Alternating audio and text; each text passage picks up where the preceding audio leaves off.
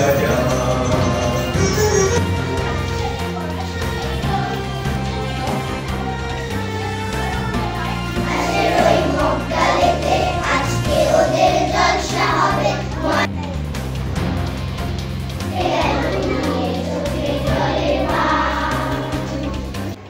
14 नवेम्बर ভারতবর্ষের প্রথম প্রধানমন্ত্রী পণ্ডিত জওহরলাল নেহরুর জন্মদিন।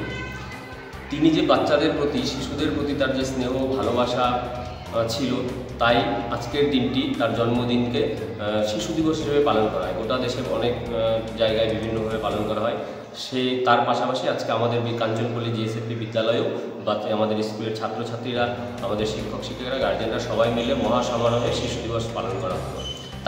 তার সাথে সাথে আমাদের শিশু দিবস উপলক্ষে ফ্যান্সি ড্রেস কম্পিটিশন আয়োজন করা হয়েছিল বাচ্চাদের নিয়ে, ছাত্রছাত্রীদের নিয়ে। সেখানে প্রাইজের ব্যবস্থা করা হয়েছিল।